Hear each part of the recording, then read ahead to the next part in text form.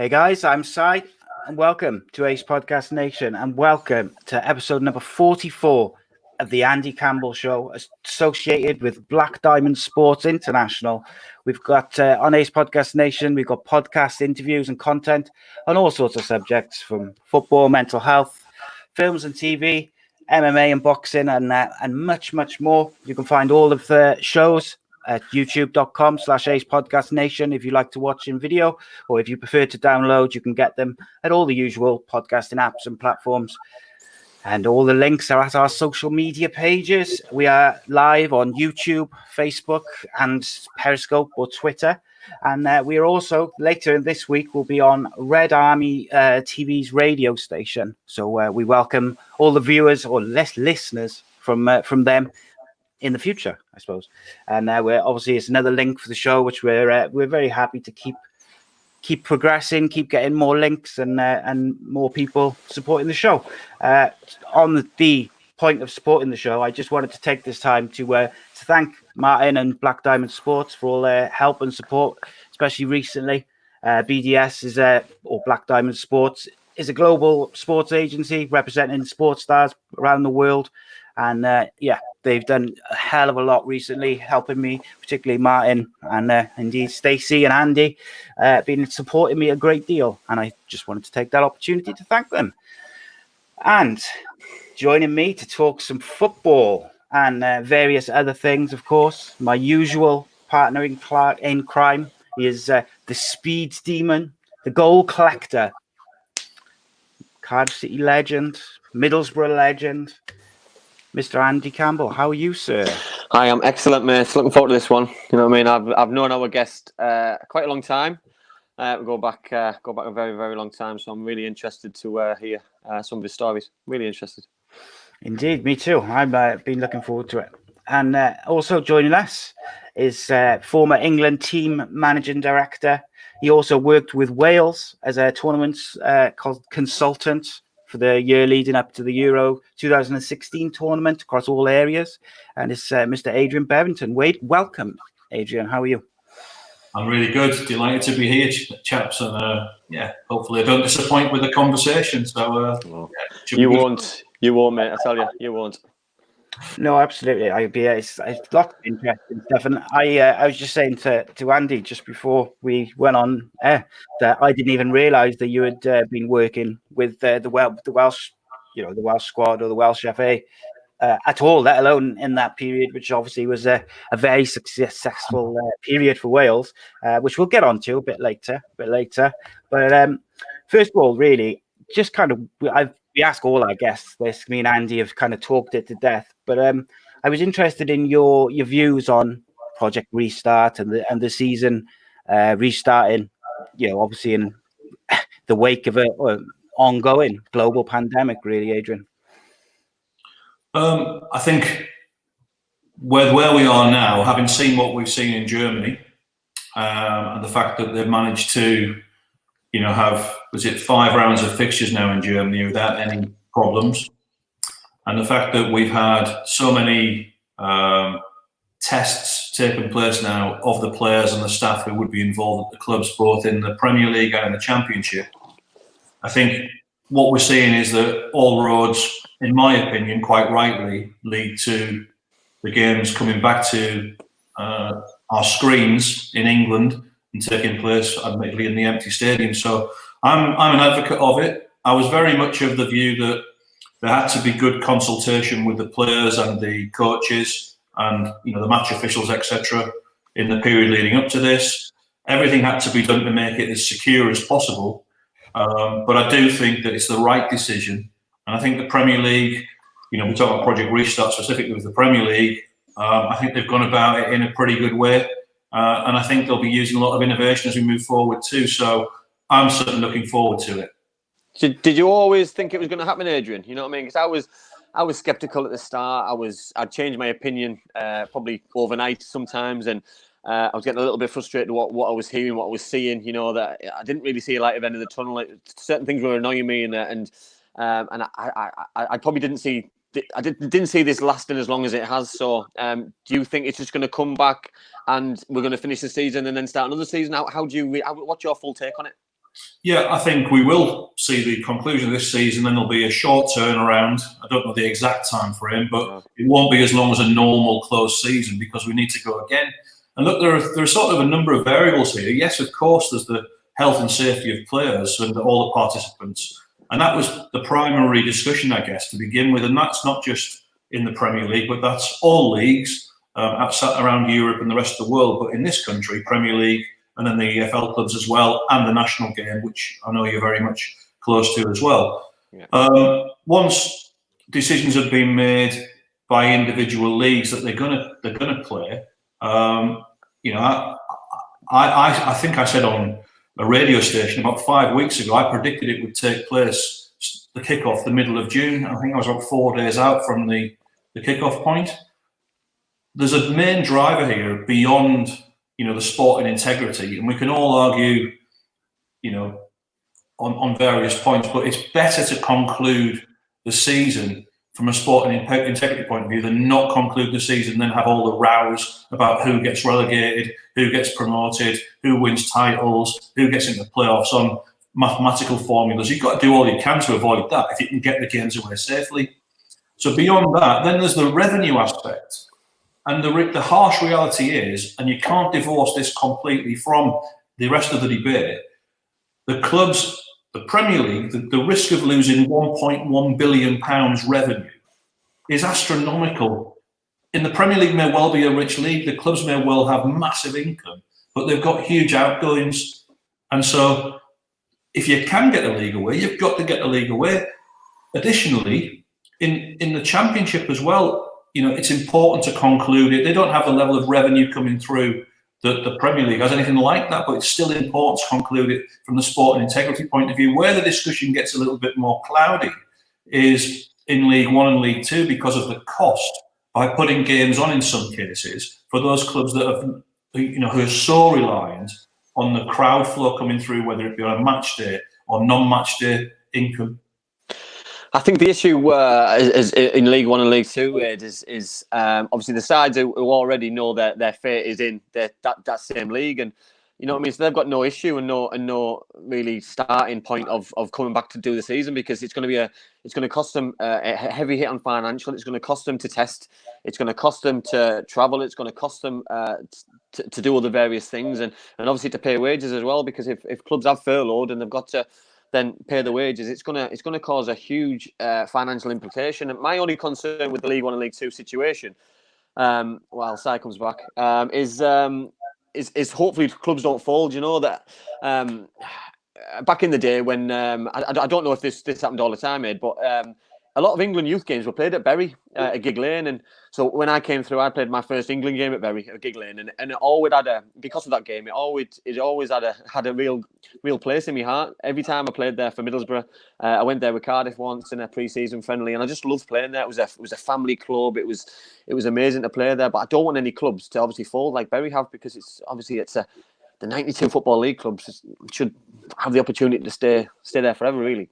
Well, I think that's one of your biggest problems. And I think, you know, that if we're looking at a long period, and look, I don't know exactly when crowds are going to be able to come back in because, you know, that's something that I can't possibly predict where I'm sat at this moment. But I just don't see without some additional funding, significant funding, how clubs further down the pyramid, you know, Championship clubs, but certainly League One and League Two and below that, if they don't get further funding, I just don't see how it can be sustained when, you know, the overheads for running a football club, even outside of the elite, is still significant. And you're asking boards and wealthy individuals to contribute massive undertakings every month just to underwrite the wages and the operating costs of a football club. And if they can't carry on doing that for a year, who knows? I don't know how long till football can open the gates. They're going to have to look at whether the football family, you know, through the higher echelons, can support it with increased funding. But that's still a massive ask when, you know, whether it be the FA, who are faced with massive financial challenges themselves at the moment that they've talked openly about, or whether the Premier League, who, you know, when you see reports that Tottenham, you know, I say reports, Tottenham being reportedly taking a loan of £175 million from the Bank of England. The clubs in the Premier League have got massive financial challenges themselves, barring one or two. So where's that money coming from? Does it come from government? Well, we all know the pressures that the government are under for operating the rest of society, quite honestly, particularly with frontline services like the NHS. So if anything comes from public funding, it's got to be so well accounted for with a paper trail. And beyond that, it might be third-party commercial funding, because there are a lot of companies out there at the moment in the world who are looking very closely at sport and looking very closely at football for, capital investment from, the firms that are currently operating outside of the UK. So they're the options available. I see them, but we do need some increased funding to protect all those clubs. Otherwise, I really would worry that you'll be able to see the pyramid that you talk about. I totally agree. Last week we had Cardiff City chairman Mehmet Dalman on, who was I'll use the word extremely truthful, blunt. I think he's worried quite a lot of Cardiff City fans with the figures and the truth that he came out with last week. Monthly outgoings of £3 million are going out the bank every single month. Nothing's coming in. And you know what I mean? The players have took a wage deferral, but each one of them players will obviously get that money back come the end of the season. So the club aren't gaining or saving any money in the long or short term. And if that's just Cardiff City, yes, League One and League Two clubs won't have that kind of outgoings per month. But the likes of Portsmouth, Sunderland, big sides in League One, that trapdoor between the Championship, who, teams can drop down from the Premier League, Championship, League One. It's quite concerning, that clubs obviously have to deal with this. And I remember you might have seen it was an interview on Sky. It was a Port Vale chairwoman. She just came straight out of the Zoom meeting about the league, and she was visibly upset. I think she got really upset on the interview about because they had a good chance to get promoted, and I felt really sorry for her and for clubs in a similar position that they've worked hard all year, maybe for a 2 or 3 year program and a period to get promoted, and then all of a sudden it's taken away from them, because you know yourself in football that if a team does really well, players are going to get moved on very quickly, and by the summer, by next year, some of those players, out of contract players, transferred players, they might move on to bigger and better things, and they're left with nobody and have to start over again in the same league. It's going to be so upsetting for clubs and fans alike. Well, I think there's a few things there, and one I would pick out immediately is you're talking about players potentially being out of contract. One of the biggest challenges is going to be if the clubs can't continue as they are. You've got over 1,000 players out of contract at the moment in the country. But what about Lyle Taylor? What's your thoughts on that? I've got my own take, and I don't mind going first if you want to go and take over. Everyone's got their own opinion on it. No, but you have you've got a better insight into that than I have, because you're a player. I can see both sides of it. I really can, because look, I think in reality, if you're being paid by an organisation, you've got to fulfil your obligations for that organisation. Totally agree. That's normal life, and people, who've been working as frontline workers for the NHS or other frontline workers over this period, they haven't had the ability to pick and choose. The only thing I would say where I fully understand where Lyle Taylor's coming from is, look, his contract's out and he has potentially got this big money move, and he's at an age where he's only got a few years left of his career. This is his big payday.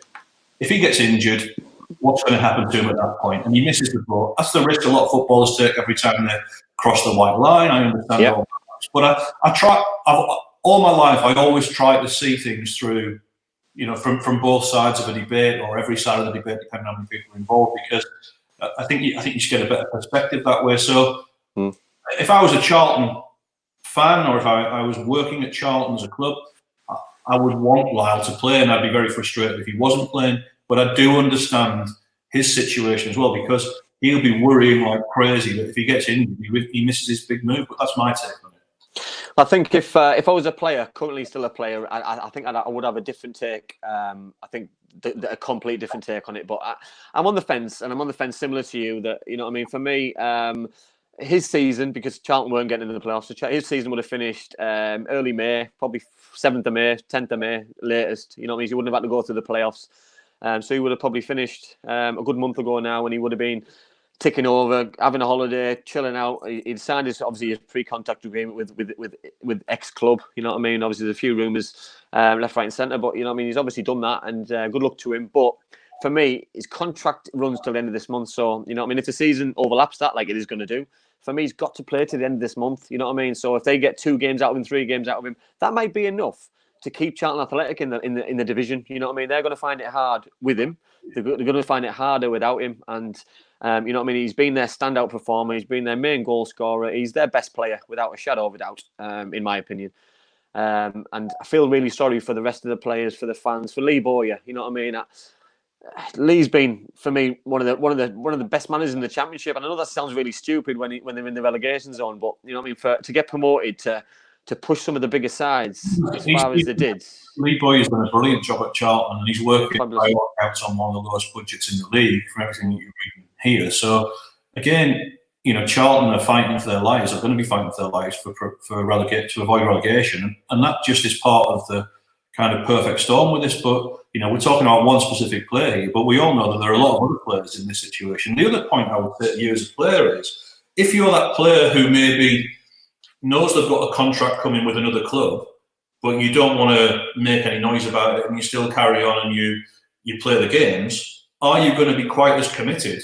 Well, that's the follow on, isn't it, Adrian? That you know what I mean. If you're not going to be committed, and you've got a younger player or another player who's going to run through the brick wall for the club, you know what I mean. That's what you need. And Charlton are in a position; they're in an absolute dilemma where they've got to get, by hook or by crook, they need to get out of it. You know what I mean?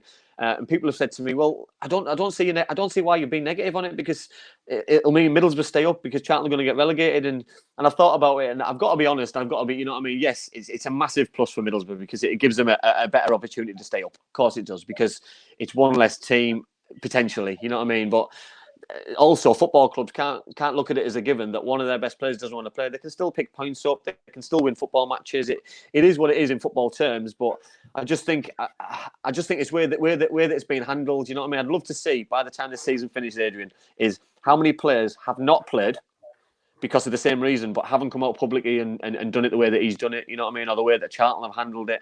Have Charlton handled it wrong? Has Lyle handled it wrong? Has he been badly advised? You know, there's different ways to look at it. I get here with you, Andy, and I genuinely am. But on one hand, we want people to be honest and transparent. Yeah, I totally agree.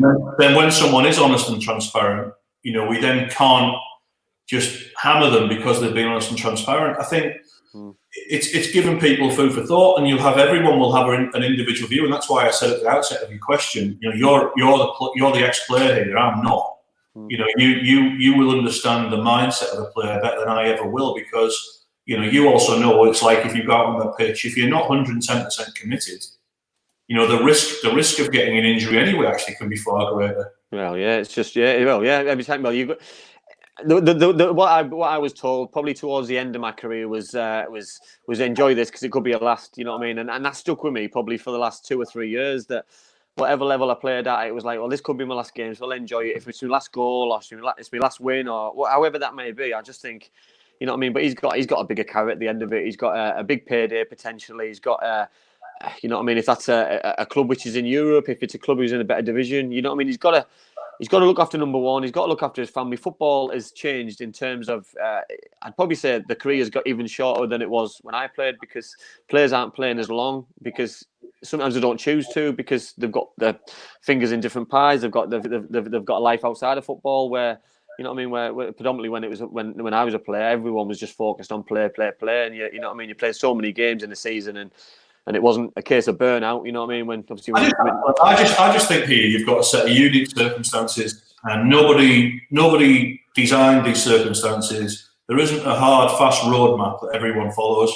Yeah. And there's going to be, you know, this is not a perfect set of circumstances, or however this plays out. And when this all concluded, there will be clubs that are unhappy with the position they find themselves in and don't think they've been fairly treated. There will be other clubs that benefit from it. There will be players that benefit from it. There will be players that don't benefit from it. There'll be fans that are unhappy. there'll be different commercial organisations that are happier than others. And it's one of those things where you have to try and sort of rise above this and keep looking at the bigger picture. And my focus at the moment, as someone who, look, I'm not directly involved in the game with a club or an organisation at the moment, but hopefully I will be at some point moving forward. I'm looking at the bigger picture, and I want football to be concluded this season, where to reduce the amount of damage, the collateral damage and fallout of the game for the long term. So getting it concluded, if we can, in a safe environment, finding a financial formula, hopefully finding money that drips down the system so that the smaller clubs can be protected, so that we protect the magic of the pyramid. Because our pyramid in England and Wales is actually something that I think is unique in world football, and it's such a historical pyramid. But also those clubs are at the heart of our communities. And you mentioned Bury there quite eloquently. We do not want to see towns and cities have clubs ripped out of the heart of those communities, because they create a sense of belonging. Not everybody has to go to football matches to feel that belonging. The positive effect of a football team doing remotely well can have such a good impact on society in those areas. So that, for me, is where I'm focusing my mind and attention at this moment in time. Welcome back, Si, by the way. So it's nice to have you back. Cheers. Sorry, Adrian. So to move on. Sorry, Anne, can I just go back a minute? I caught some of what you guys were talking about while I was rebooting my computer. So we had a question from the live chat just regarding Lyle Taylor, really. Reece said he would have thought that a pre-agreement meant that he's already signed to someone else. But regardless of whether he's injured or fit, if he's refusing to play, would Charlton then be able to refuse to pay him for not fulfilling his contract? Oh, potentially for the rest of the season. But that's a month's wages, isn't it? So it's not even worth probably the paper it's written on. Because but wouldn't they be able to hold it against, if he refuses to work, can't they roll on that month for afterwards? If you see what I mean. I don't think you can't withhold a contract, can you? You know what I mean? You can't withhold a player. You know what I mean? You could report him to the higher echelons in football potentially, but. You're fighting a losing battle. Charlton can't afford to pay. Charlton can't afford a case like that. And you don't want the publicity as well. I don't believe. I just don't believe that's what will happen here, and I don't think it can happen. I haven't got the rules in front of me to give a categoric on that side, but my understanding. Adrian, you do. It's all up here. It's all up here. My understanding will be that, look, he's out of contract, and the contract is concluded at the point the season ends, basically, and he will move on, as is his right, to whoever he's going to sign for.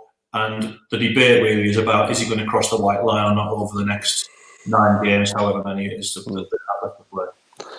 So obviously, Adrian, with English football, British football, you know what I mean, comes then the decision what Scotland made. And obviously, I read a couple of interviews, one on BBC, which you spoke about the Scottish League, and then things you put on social media. What's your take on the fairness and the decisions that they've made then? Because obviously the decision was taken pretty quickly as well.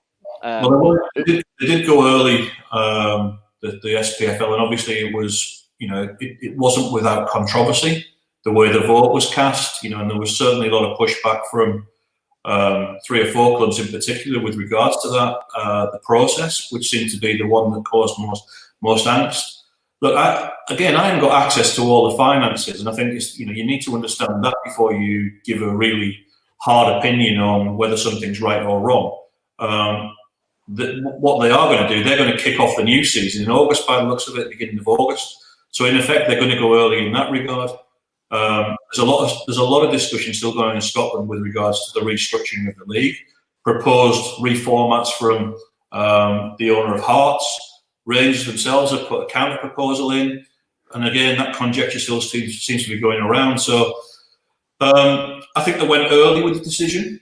Personally, I think they could have given it a little bit more time. But like I said, I say that without being privy to all of the finances. And what I don't know within that as well is when, there will have been a reason with regards to the broadcast payments, I believe, that will have, could they have released all the broadcast payments when they did, if they hadn't have drawn a line with the season. I think that was part of the debate up there.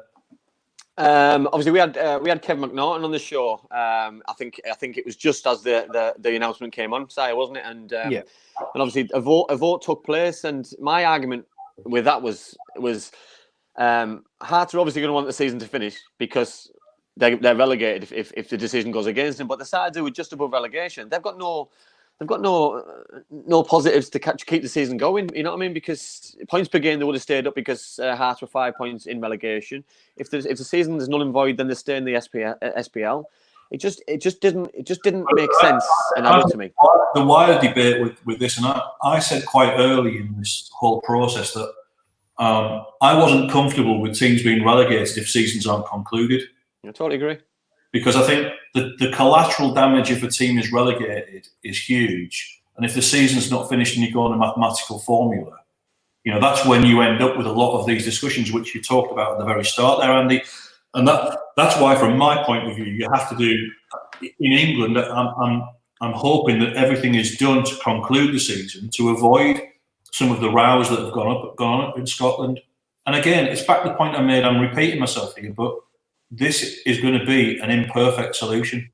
Yeah, I totally agree. Absolutely. On a slightly different subject, but the same sort of subject. Obviously, you just mentioned the Scottish FA, and I really wanted to ask you, Adrian, about the potential possibilities for the Scottish FA, the Welsh FA, the English FA, the Irish FA. Any of the relevant organisations, authorities, whether all the TV companies. Is there an opportunity now for them to really push the boundaries with what's possible with digital content, the way they present shows, the extra things that they can do with technology these days? Because I feel like it's a good opportunity to change it up. Yeah, absolutely. And I think we'll see slightly different things through the way that the Premier League do things during the lockdown, the restart period.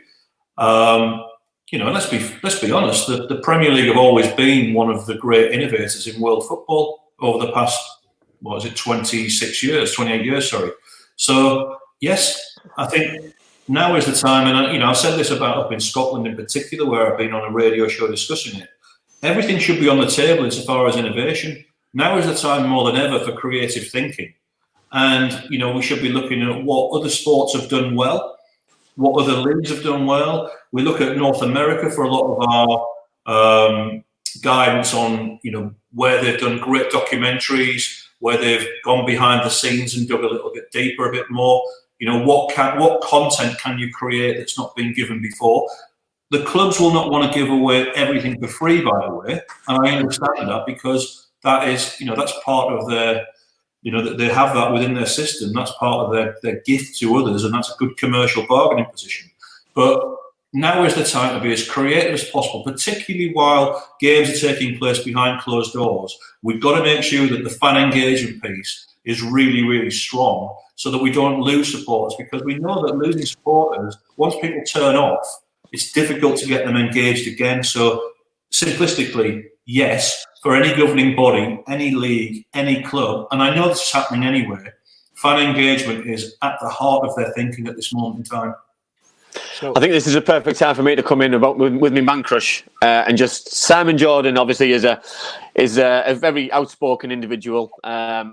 In my eyes, he's absolute king. You know what I mean? I love everything that comes out of his mouth at the minute. And he had an idea about it was a Netflix type of scenario of football. And the more I listened to him, the more it made sense. The more I wanted to make it happen. The more he's just full of ideas, I know he's an ex-Crystal Palace chairman, and he's very, like I said just then, he's very outspoken. But I do think a different idea and a different approach, as long as it suits the football clubs and it suits the relative leagues, I don't see it being a bad idea. Well, the Netflix discussion that you're talking about is just it's another part of the debate that's been going way before COVID. This is not a new discussion. Everybody knew that trends were changing, and OTT types of services, as opposed to the more linear services that we've become accustomed to through the subscriptions that we have with our main broadcasters. We are going to see multi-platform approaches to how we consume our football moving forward. we've seen Amazon dip its toe in this season and do brilliantly with how they present the Premier League. Okay, we've seen Netflix, whether it be Sunderland and the documentary series. We've seen Amazon get involved with others with their documentaries as well, which obviously is kind of carrying over what I said about what's happening in North America. I can very easily see a much cheaper subscription service, because you've got to look at young fans who are currently either in their teens or younger are not going to consume football or sport off broadcast the way that we have consumed it. So the model will be remodeled. That was always going to happen. What we have to ensure is that stadiums are priced accordingly so that they're accessible for fans and for young fans, so that we can have full stadiums to as much near capacity as possible moving forward. We also then have to have a broadcast model that is affordable and maybe sliced differently so that people will buy it in greater numbers. The Netflix example, you can have such a massive global audience through the Netflix model that's been talked about at a much cheaper fee, but then don't also lose sight of the brilliance of the broadcasters that we've currently got. Oh, yeah. And have built the model of the Premier League and the coverage that we get of the Football League. We shouldn't lose sight of that. Sky have been absolutely sensational for football in the UK. BT have been a great addition to it, and look at the way they cover the Bundesliga of late. They've been super like that. And I love the way that Amazon have come to the table. And let's not forget the wonderful coverage that BBC give us on radio and with their highlights on Match of the Day. And we're going to have some free-to-air with the return of the Premier League for the first time, and the coverage that other broadcasters such as ITV give us in different circumstances. So there's room for everybody in all of this. And it's going to be a fascinating time to see what works and what doesn't perhaps work. I'll second that though about Sky. Sky have been superb, and I don't believe, well, it wouldn't have happened. We wouldn't have had the kind of players who walk through the Premier League doors if it wasn't for Sky and the revenue and the publicity that they've brought with it. And you know what I mean. And when I first came through at Middlesbrough, 96, you know what I mean. It was getting bigger, and I don't think you realise as a player how big and how much power potentially Sky had down the line. You know that obviously they play a big part in the Premier League's football and the money and the parachute payments, which drops down to the Championship. So it's not just the Premier League that having an impact on, because it's making. We talk about the Championship, or we did before lockdown, and you know what I mean. And the players that we're able to talk about now, Adrian, you know what I mean, is because of that Premier League money. Because the better players who aren't getting Premier League games are dropping into the Championship. You know what I mean. They're getting free agents. I'll use Lewis Holtby, for example. The current broadcast deal that we're in the midst of at the moment, with the domestic rights and the international rights, which sometimes gets forgotten about in the debate, and the brand of the Premier League is so strong globally, it brings in £9.2 billion over 3 years. That is an astronomical figure. And that's to the real credit of the 20-member clubs, but also the great work of the Premier League executive over the period in play, and the way that's increased during that period. They will need to be more creative with the different platforms they use to continue that growth, but don't lose sight of how strong a brand it is globally. Huge. Adrian, I just wanted to kind of circle back a little bit just to what we were talking about with the broadcasters there. One of the things which Sky do really well, especially with the T20 cricket, especially with some of the tournaments in the Caribbean and in Australia, is they've innovated it by being able to speak to the players during the game, or in breaks in game, drinks breaks, things like that, as the game's going along, which obviously engages the viewer further. Now, I'm not suggesting that we speak to footballers during a game, but if companies or channels wanted to be real innovative, they could speak to substitutes, potentially coaches, in a break and play or drinks breaks, or because I know they're talking of having drinks breaks now when this, when everything starts back up, because obviously it's later in the year. Is that something which you would like to see, some sort of that type of innovation? And also, I wanted to get your views on artificial crowd noise. Okay, so the innovation with access to coaches and substitutes and I've seen some examples of this already, and we actually used to have Sky used to do a little bit of this with the development games with England. It happens in the FA Cup as well, doesn't it? They do it a little bit in the FA Cup. Yeah, so we have seen it. I mean, it's the BBC who do that actually. Yeah. So we've seen elements of that. So that's part of the innovation debate. I'm really excited to see what sort of stats can be brought onto the screen, both in game and then around the edges as well. That's another. The whole data piece is growing at an astronomical pace. So there's real innovation that can be used there. We always kind of shy away a little bit from the sacred cow of the locker room, and but then I've been to basketball and I've been to NFL in the States, and I've found myself with accreditation, and I've been to see a really big game. It was the Patriots against Miami Dolphins, and I'm in the locker room within 15 minutes of the game finished. While all the interviews have been conducted. It's amazing, but it's got to be done in a respectful way. So this is all still potentially part of a wider bargaining moving forward. I'm not saying they have to give it away immediately, but it's definitely part of that. So, yeah, what was the second part of the question? I just wanted to really know how you felt, and also, Andy, about artificial crowd noise, because I know it's got mixed responses from people. I know they trialed it in Germany recently as well. I watched it at the weekend. I've watched the Bundesliga every round. I've always been a massive Bundesliga fan for over 20 years. I go to games there live every year and really enjoy the fan experience. I was a little bit sceptical beforehand about the crowd noise being piped in. I thought it was brilliant at the weekend, and I thought it added to the broadcast experience. It was miles better than I was expecting it to be. And actually, for the fan, if they set the ball up where they've got the cardboard cutouts like they have in Mönchengladbach, or they have the banners like they had in Leverkusen, where you can't actually see the empty seats, and you've got the noise coming around, which is legitimate noise from previous games, and they turn the volume up and down depending on the ebb and flow of the match. Brilliant! It really added to it. Oh, okay. What about you, I think it needs to happen. I've been quite vocal about reserve games, Adrian. That for me, it would feel. I'd have that feel like a reserve game that you're playing in a big stadium. You can hear everything what's getting said, and I think as a player, sometimes you just want to be in the zone, and there's big stakes on big stakes here. You're talking about Aston Villa, Norwich, for example, who are playing for their lives, and they need a little bit of something to help them. For me personally, I just think I'm not sure with the Bundesliga, and I start to be corrected here. I don't think the players can actually hear it. No, they can't. Oh, right, okay. I think it's just, you have an option as a fan whether you watch it, press a red button or not. And okay. So that's where we're at the moment. But look, again, I don't know what the options are available to every league, but that's certainly how the Bundesliga have adapted it so far. Have you been impressed with the way that they've done the comeback from lockdown now, Adrian? Yeah, I think, and I'm sure that's given confidence to every other league, because yes, I agree. Yeah.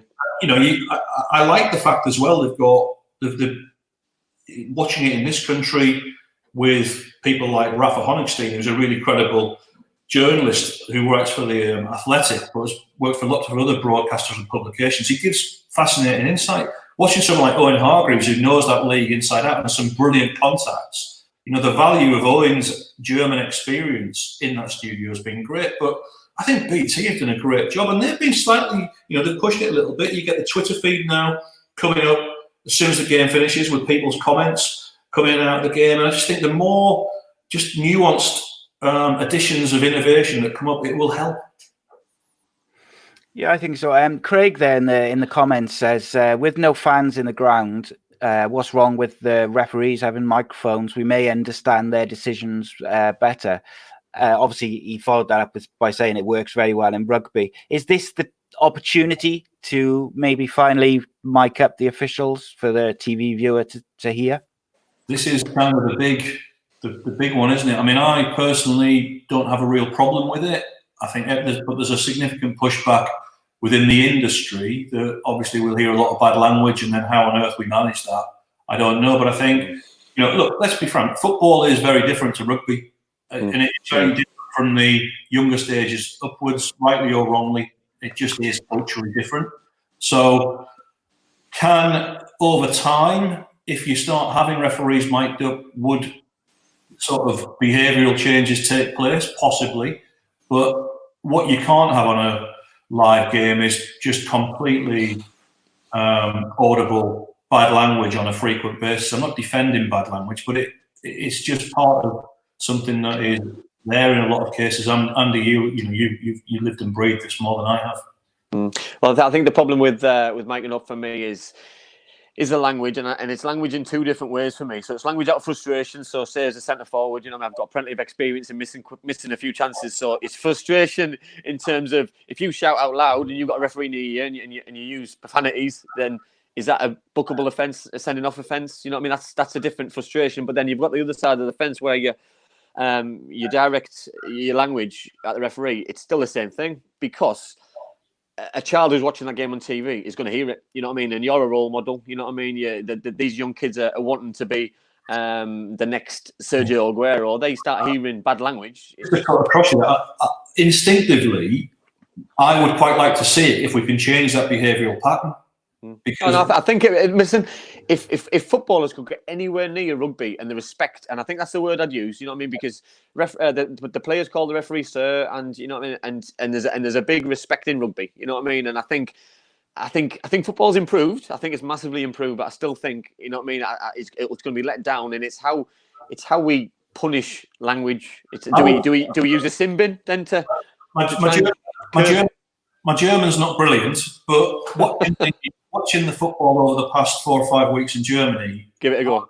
Particularly without the crowd noise that we've just had, I think you focused way more in a concentrated manner on the actual movements of the players, the body language, and the shouting of the players. I would say there was less confrontation towards officials than I've seen previously. And whether that was just something that kind of automatically occurred because they knew they were playing in a different type of environment, but it did seem to be that the behaviour in the main has been really good. It hasn't had any impact on the contact.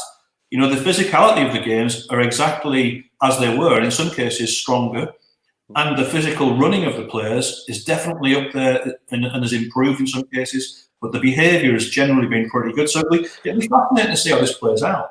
Yeah, I'll second that, because I think sometimes a crowd, especially a home crowd, if there's a contentious decision, you know what I mean, sometimes that can give a player an opportunity to go to a referee and ask the question, you know what I mean, and it depends on mood, it depends on what reaction you get from a referee, how then you react, and if there's nothing there and you don't really see the incident, sometimes you're reactive instead of proactive, and I just think sometimes, you know what I mean, the crowd can have an impact on a player, and I think I totally agree. You know what I mean? You are seeing, you know what I mean? You're seeing it competitive. You know what I mean? I watched Leipzig on Saturday, and obviously the lad got sent off, kicked the ball away, frustrated. You know what I mean? So if there's 50,000 people there, no people there, the frustration and the competitiveness and the aggression is still there, and that's obviously what we've got to keep hold of for the Premier League and the Championship coming back, because football without fans I was worried about, but football without competitiveness and aggression, you know what I mean, you might as well not take part.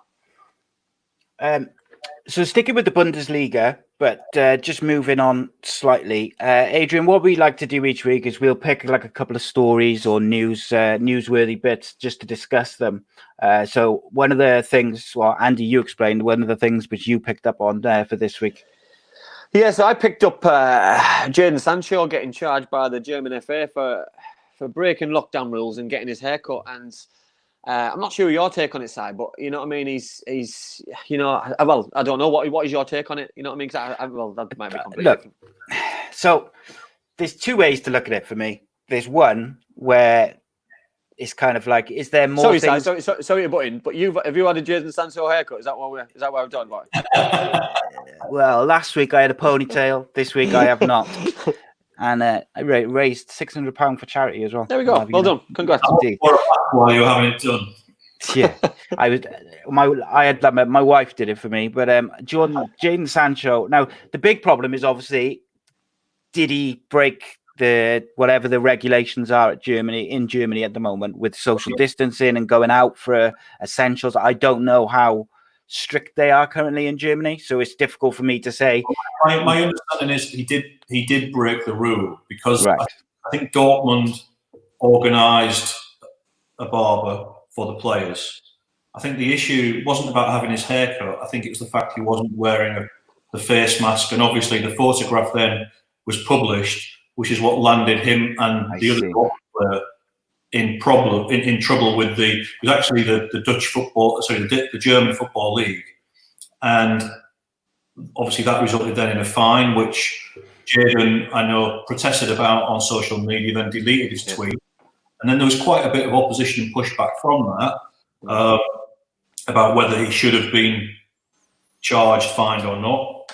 I think it was interesting after the game, Emre Can, after the game on Saturday, I believe it was it, when they played? Yeah.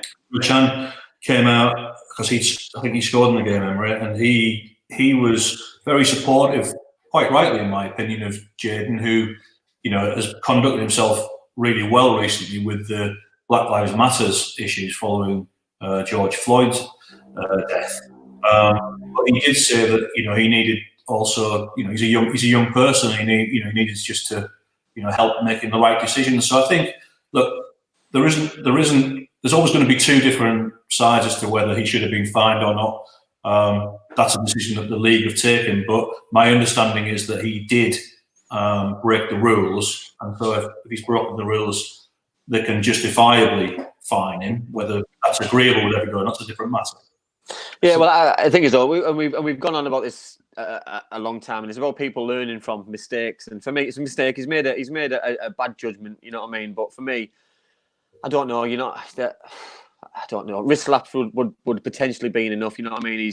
He's obviously then put a tweet out, which for me, I think has caused a bigger problem. That he's causing a bigger problem with something which probably could have just gone unnoticed a little bit. That you know what I mean? Because obviously he took his shirt off the week before when he scored his hat trick to obviously celebrate for his life. You know what I mean, etc. But I just think for me, sometimes these stories just don't need to happen, and you know what I mean. I think he's made a mistake, and just carry with it. It's not about excusing everything, but we have to accept that they are young people who are living under a great deal of scrutiny that most of us will never experience. Yeah. And you've lived it to a degree, Andy, and you know it's not. You know, most of us never encounter that, so. They're living under an unbelievable public lens, and everybody, as you say, makes mistakes. None of us, or very few people, are perfect. So I think it's about being sensible about how you manage situations and supporting people and educating people as much as you possibly can on so many levels, rather than always using a stick to beat people. My dad's just put a question inside, so I'm gonna butt in and ask Adrian the question. So, my dad's put on Adrian. He's put obviously with you being a keen follower in German football, why do you think the home win percentage in the Bundesliga since lockdown has decreased? Well, it's been one of my kind of hobbies during this period, and I've put quite a bit out on social media about it. After the last round, it was 50. Sorry, after 4 rounds, there was a exact 50% win ratio for the away teams. It dropped a little bit on the percentages at the weekend. I'm tracking that quite closely. I don't think there's a definitive answer at the moment. I mean, you've got to look at it where... Is it not the fixes as well, away? Because obviously Bayern were away on Saturday at Leverkusen. Bayern were away the week before. Yeah, you also... Well, you've played 5 rounds now, so there's been a fair flow of home and away for everybody. But look at a team like Wolfsburg, which I think have now gone... Well, since the restart, they've won 3 away and lost 2 at home. How do you account for that? To be fair, their away form since the winter break has been unbelievable. I think they've played 6 and they've won 5 and lost 1. Sorry, and drawn 1 away from home. But then there's been some odd results where you might have, Frankfurt have really dipped in form, and I think it was Mainz who've not been playing particularly well. Mainz went to Frankfurt and won 2-0 at the weekend. Yeah, so, well, wasn't it Leipzig as well? Leipzig drew 1-1, we're bottom of the league. Paderborn get a draw at Leipzig. But, Leipzig's form has been a bit patchy since they came back. So, teams are coming back and not maybe playing quite as consistently in the same way as they've done before the restart. You've got the added factor of no home crowds that we're still kind of weighing up. Is it having a real impact or not? It probably is levelling things out a little bit, you'd assume. But I think it's something that's going to be fascinating to see how that moves on in the Bundesliga, and if there's any correlation when the English leagues start up and any others around Europe. The other aspect to that as well is obviously you've got teams in the Premier League fighting for relegation, promotion. Manchester United are on the brink of Europe. Sheffield United are on the brink of Champions League spots. Without their Sheffield United fans, for instance, in their home games, will teams find it easier to go there and pick up points? Same with Old Trafford, or will Man United's away form improve, or Liverpool's? Or there's so many aspects to it. Although comparing that back to the German, one of the teams that probably has the most fervent home support is Union Berlin. They are absolutely fanatical with the noise they create in a really small ground. And they've been patchy, very patchy since they came back. They've got a decent result at the weekend, but other than that, they've been really patchy. So, I think time will tell. The points you make are absolutely fair points. It'll be interesting to see how a team like Sheffield United does on the wave they've been riding with brilliant home support during that period. I've got another question finally before we go on about Adrian's successful career. So this is from Jamie. What does Adrian think about the potential tournament style resuming of the MLS League? Does he think it'll work? Sorry, no relegation, no promotion. So similar to the MLS League, no promotion, no relegation. Well, insofar as will it work? I don't really understand. Sorry, forgive me. No, that's all right. So let me repeat. It doesn't make much sense, does he? Normally, Jamie. So it must be that America lingo. So what does Adrian think about the potential tournament style resuming of the MLS League? Does he think it'll work where there's no relegation promotion issues in the league? So are they carrying on? I haven't looked too closely at the MLS. So they're carrying on as normal. Whenever they start. Yeah. I mean, obviously, the American sport's just different anyway, isn't it? Because they don't have they don't deal with relegation in the same way. They have closed leagues. That's part of the franchise system. Do you think that'd work? Do you think that'd work over here though, Adrian? If we had obviously an elite league with. I think culturally it's just very different. It works in America, and I know that there's been some calls previously. I think it was the other Miami club, not David Beckham's Miami. That they recently, tried to test that out and wanted to introduce relegation and promotion between the MLS and the USL, if I'm not mistaken.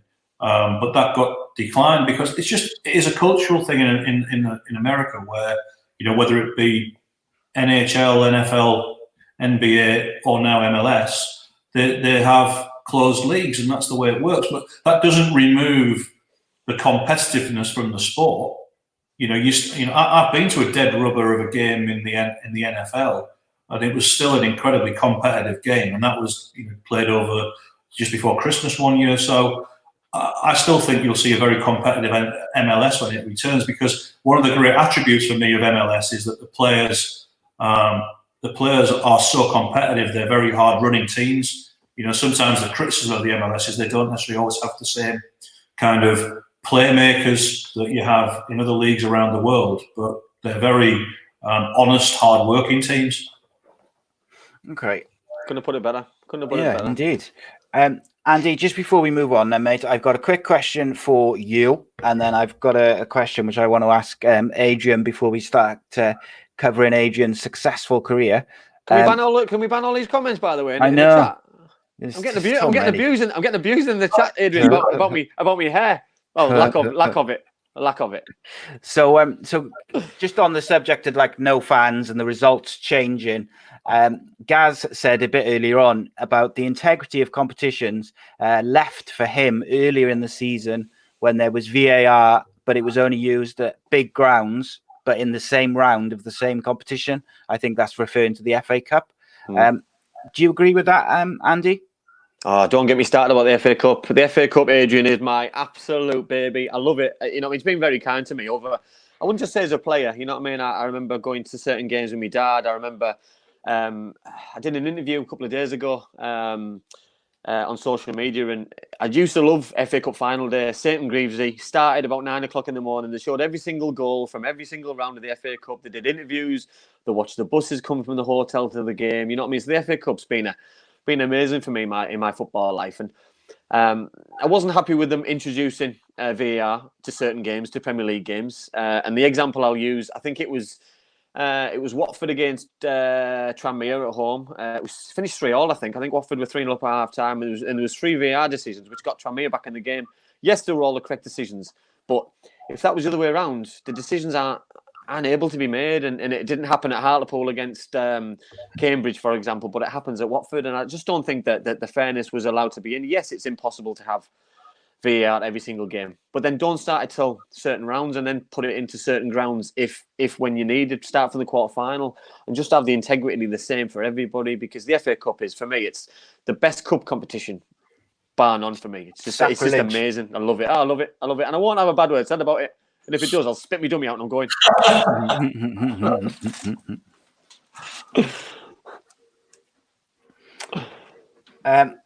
Okay, so Adrian, there was one question I wanted to put to you, really, or just ask you about, really. You mentioned, obviously, we've got all the protests and everything which is going on at the moment. And I really wanted to know if there was an instance when you were working as the England team director, if there was ever an instance of maybe staff or players being racially abused, and obviously it was difficult to deal with if it was the case, but how you would go about dealing with it, and just tell us about that if it happened. Yeah, well, there was unfortunately there's several instances. There's one that it's quite ironic that Andy's on the call here, because Andy played in a game where it was one of the 2 worst experiences I've ever encountered of racist abuse inside of a stadium. The 2 games were actually both in Spain. One of them was an under-21 game when we played Yugoslavia, just before Yugoslavia was fragmented into other countries, in a playoff game in Barcelona's mini stadium on neutral ground. And some of the racial abuse that took place that day was quite unbelievable in front of what was a very small crowd in reality.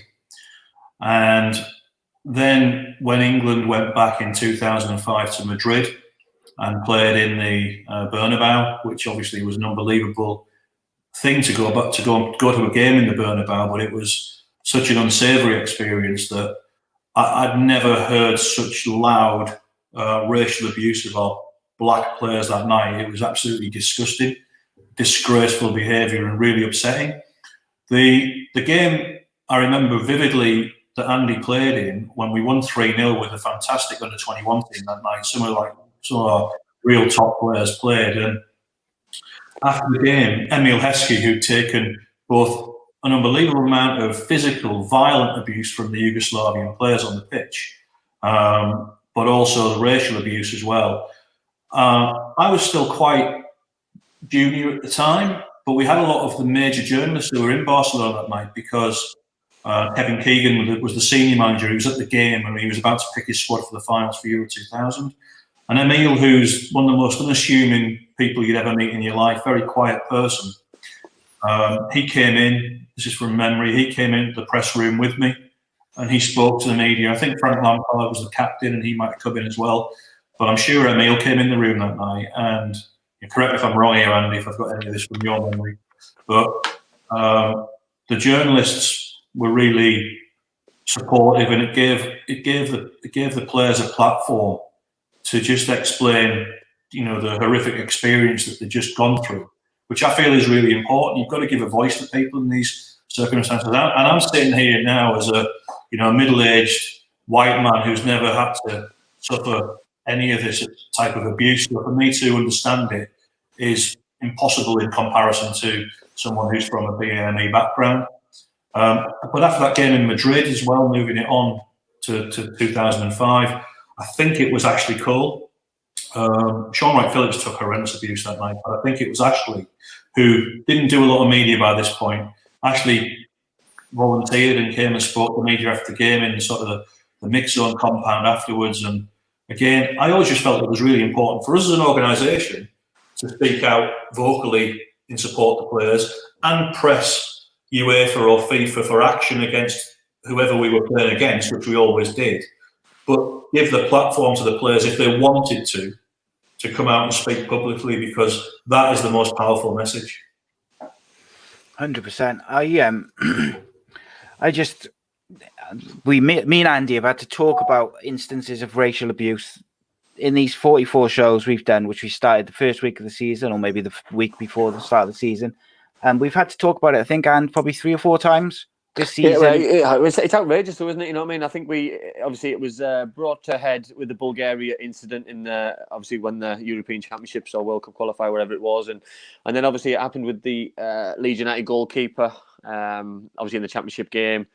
And it just shouldn't happen. And you know what I mean? I'll refer back to Adrian's point there about Emil. You know what I mean? Playing in the game, I'll start with Emil. Emil was the nicest, most genuine, softest lad I've probably ever come across. You know what I mean? Genuine. You know what I mean? And I'd probably say that the abuse that he took on the pitch was probably worse than he took it off it. But he handled himself so well. You know what I mean? If someone's going to lose their temper and just react off you know what I mean, some of the physical abuse, some of the comments, some of the, you know, just downright dirty tactics, you know what I mean, was just horrific. But he handled himself impeccably, you know what I mean, and you could just tell the quality of the man, the quality of the player, you know what I mean. And it wasn't a surprise to me seeing him progress onto an unbelievable career for the club and national team, because he just held himself in just unbelievable esteem and just in his respect. But then you see the fallout after. So straight after the game, you're in the changing room, which is for me the pinnacle of my football career at the time, and you've just qualified for a major tournament, and things are a little bit subdued because players are upset, players are unhappy, players are you know what I mean, obviously really quiet because of things what have just happened on and off the pitch, and that shouldn't happen, you know what I mean. And we're going back now.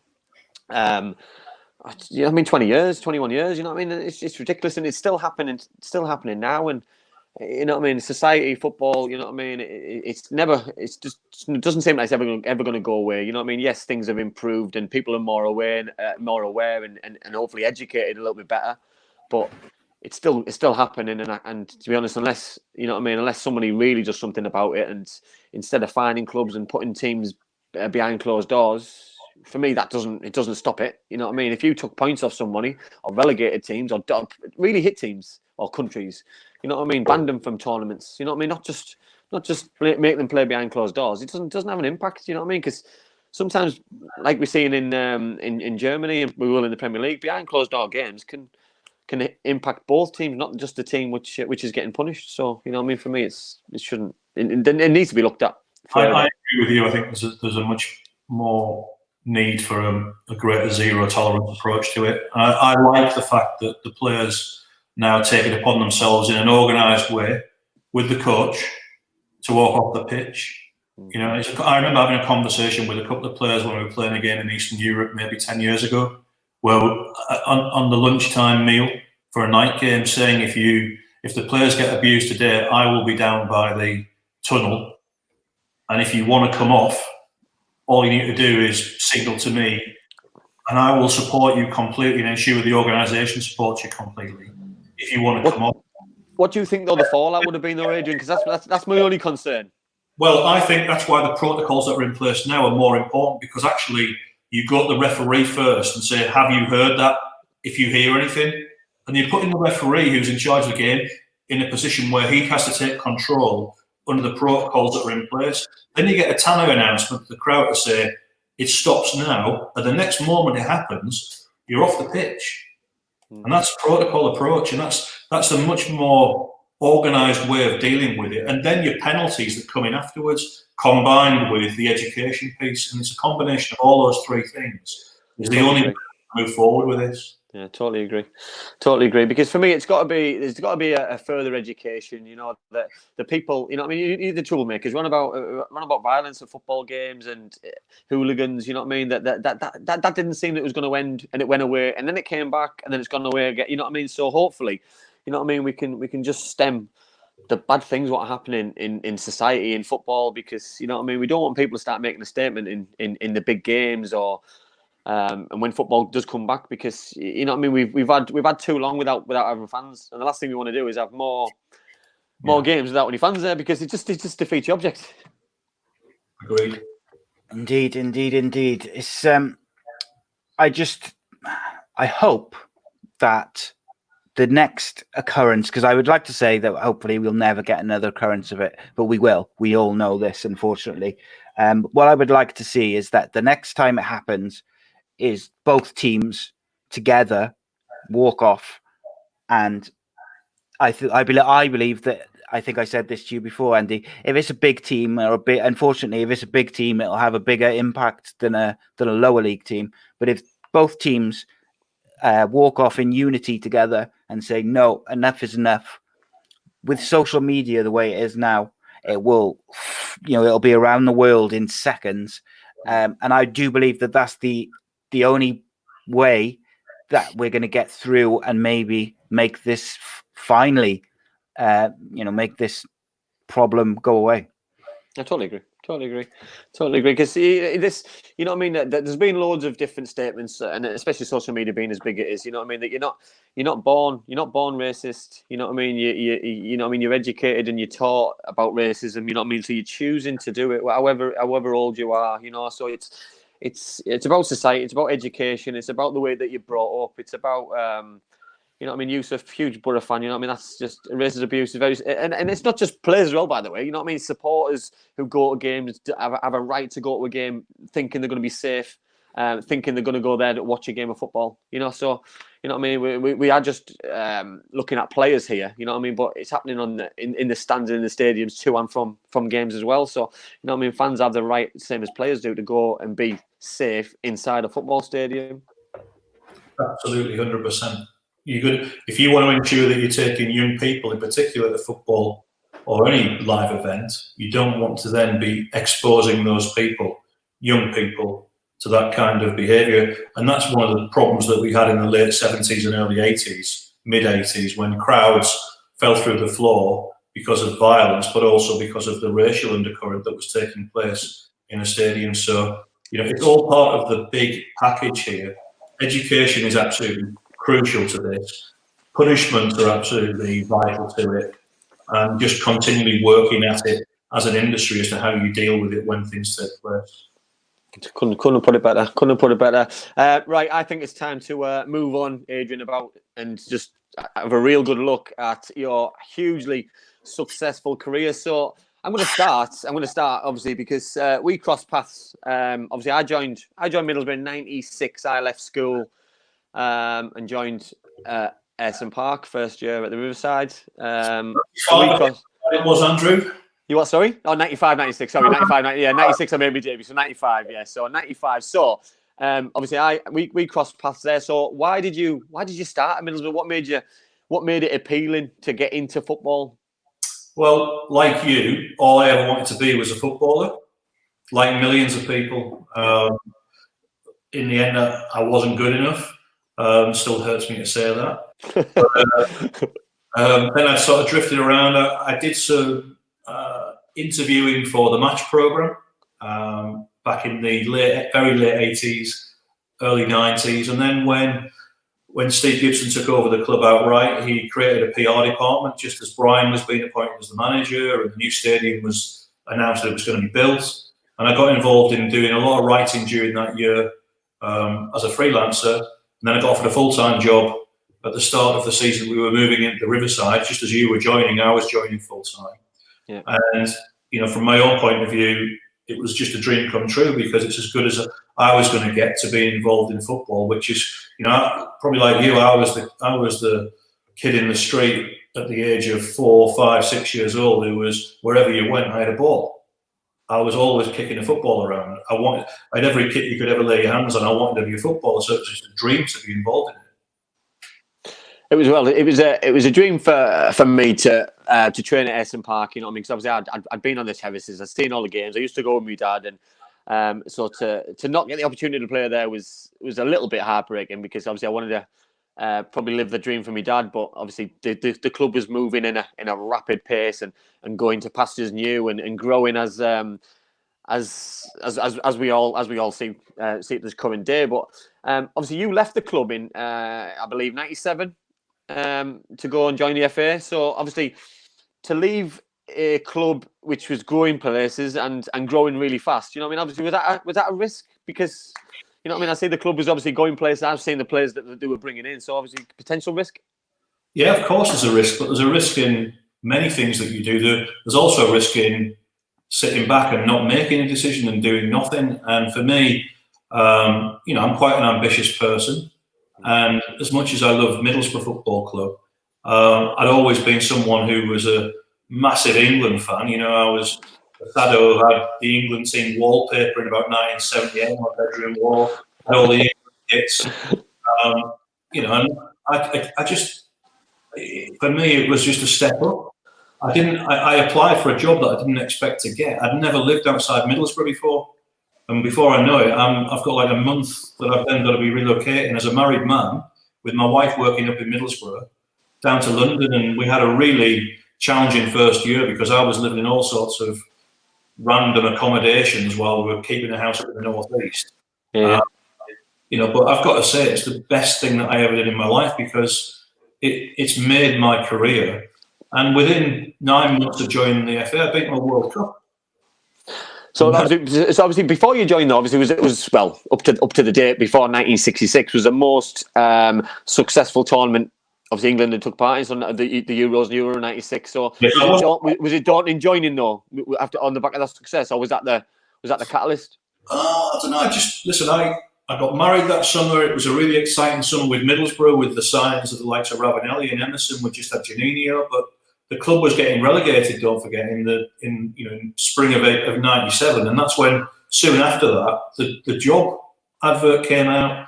And for me, it was just when I saw it, I thought I've got to have a crack at this. I genuinely didn't expect to get the job. And in all honesty, even though I'd got a fair bit of experience under my belt at Middlesbrough, I was nowhere near ready and equipped to dealing with the national media in the way that I was dealing with the FA and with England, which is just on a different stratosphere compared to anything else that you'd find outside maybe 2 or 3 clubs in the Premier League. But the World Cup in '98 was the best thing that happened because I developed my relationships with a lot of the people who are the key journalists now or key sports editors that are around in England at the moment, and that stood me in such great stead. And the journey from there was it was amazing. Something I could never have dreamt of. So France '98, notorious for David Beckham getting sent off. Obviously, the tournament ending in yet again more heartache with the penalty shootout defeat. How was the fallout for you about what happened with David Beckham? Because obviously that must have kept you a little bit more busier than you would have liked in your summer. Because obviously with the season finishing, from that day you probably expected a week or two off with after having a busy World Cup. But slightly different then, Andy, because I was in '98. I was junior member of the team, so I just didn't have anywhere near the level of pressure. We had people like David Davis, who you'll be aware of, who was the top man in my area of the organisation, one of the senior people in the organisation, and you had another couple of people in there as well. So I just wasn't under the same level of pressure that became my role as I moved forward. And also, back in '98, we didn't have 24-hour rolling news like Sky Sports News. That came in after '98. We didn't really have the internet in the way that we had soon afterwards, and we certainly didn't have social and digital media. So the whole landscape changed dramatically within the years after that tournament. So that was a bit of a kind of free pass for me, that tournament. I learned a lot. I really enjoyed it. It's the most relaxed I've ever been at a tournament. And I built up relationships that I never, could dream of, that have lasted me so long down my career as well. So I look back so fondly at that tournament. I never got anything like the freedom again moving forward after that. So you've been to World Cup '98, Euros in 2000, World Cup 2002, Euros in 2004, World Cup 2006, 2008, 2010, 2012. What was the highlight? Which one was the best, and why? What was the reason behind it standing out? They're all totally different. France, for the reasons I've explained. Belgium and Holland in 2000. I was on a different job where I was on, in effect, Hooli Watch, because there was so much violence going on. And I wasn't with the team. I was working with, I'd just done the Euros with you in Slovakia, with the 21s. I'd done the World Cup with the under-20s in Nigeria in 1999.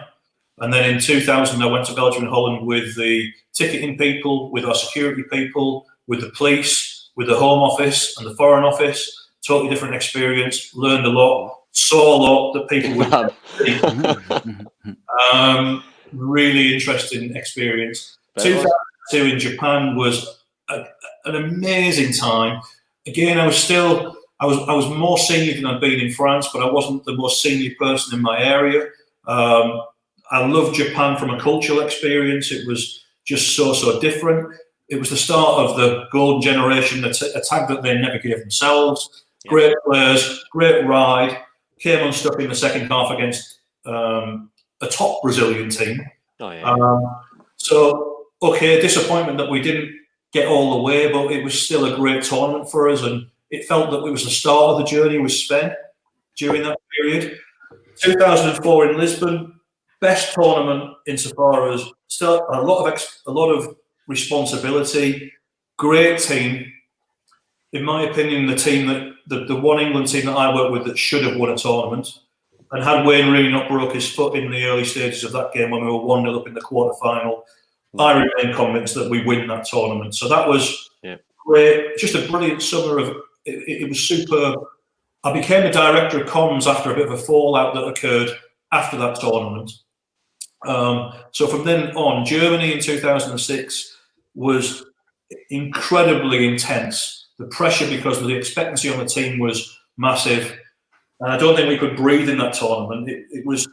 I love German football, as I've said already. I love German cities to travel to. So there was a lot of positives for me, but it was. I was so in the zone myself in my own work mode during that tournament. 2008, we never qualified, but I still went to that tournament with Fabio. So with him in that regard. So how did the FA cope with that then? Because obviously that's the only time that you weren't involved directly in a major tournament in your time. We absolutely got pulverised from the minute that we didn't qualify with that game against Croatia at Wembley. That then led us to, that was the first time I was ever involved in a recruitment process of the senior team manager directly. I was one of the 4 people involved in the recruitment of Fabio. The key thing there was that we had to qualify for the World Cup in South Africa. Yeah. We had to from a football credibility point of view, but we also had to financially. We couldn't really afford as an organisation, with all of our commercial deals in place, we couldn't afford not to qualify for that World Cup. So we had to go and get someone who was recognised as an elite winner in world football.